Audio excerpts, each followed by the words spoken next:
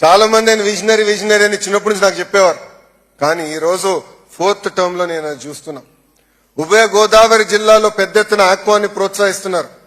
ఇంకా ఉత్తరాంధ్రలో ఐటీ రంగం, ఫార్మా, మెడికల్ డివైసెస్ మ్యానుఫ్యాక్చరింగ్, అంతెందుకు India's largest steel plant Arcelor Mittal plant కూడా ఉత్తరాంధ్రకి ఈ రోజు కూటమి ప్రభుత్వం తీసుకొస్తాం జరిగింది. ప్రజలు మా పైన పెద్ద ఎత్తున భరోసా పెట్టారు. కూటమి ప్రభుత్వానికి భారతదేశ చరిత్ర ఎప్పుడు లేని విధంగా 94% సీట్లు గెలిపించారు. ఆంధ్ర రాష్ట్రంలో ఇప్పుడు డబుల్ ఇంజిన్ సర్కారు నడుస్తుంది.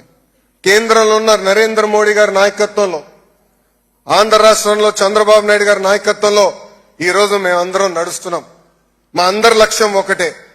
ఈ 5 సంవత్సరాల్లో, గడిచిన 5 సంవత్సరాల్లో నష్టపోయిందంతా వడ్డీతో సహా తిరిగి తీసుకురావాలా, అభివృద్ధి చేయాలనేది. గతంలో చంద్రబాబు నాయుడు గారు ఇచ్చిన పిలుపు మేరకు చాలా మంది జన్మభూమి కార్యక్రమంలో భాగస్వామయ్యారు. ఆనాడు పెద్ద ఎత్తున గ్రామాల్లో ఇన్ఫ్రాస్ట్రక్చర్ మనం ఏర్పాటు చేసుకున్నాం.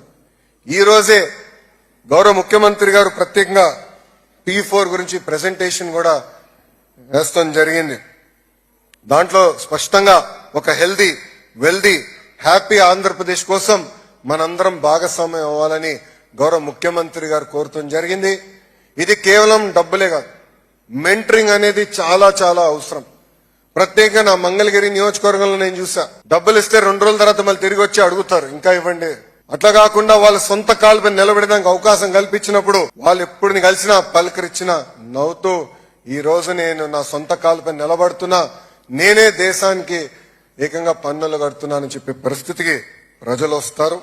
అందుకే మిమ్మల్ని అందరినీ ఈ P4 కార్యక్రమాల్లో భాగస్వామ్యం అవ్వాలని ఈ సభాముఖంగా మేము కోరుకుంటాం జరుగుతుంది.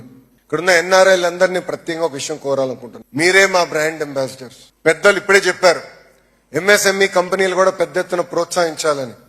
దాంట్లో ఎలాంటి సందేహం లేదు. ప్రపంచవ్యాప్తంగా 80% ఉద్యోగాలు MSMEల ద్వారానే వస్తాయి. ప్రత్యేకంగా అందుకే ఎకనామిక్ డెవలప్మెంట్ బోర్డు మేము ఏర్పాటు చేశాం. చిన్న కంపెనీ అయినా పెద్ద కంపెనీ అయినా ఎకనామిక్ డెవలప్మెంట్ బోర్డు మీకు అందుబాటులో ఉంటుంది. రండి, పెద్ద ఎత్తున ఆంధ్ర రాష్ట్రంలో పెట్టుబడులు పెడదాం. మీకు అండగా నిలబడే బాధ్యత కూటమి ప్రభుత్వం తీసుకుంటుందని ఈ సభాముఖంగా మీ అందరు తెలుపుతున్నాం.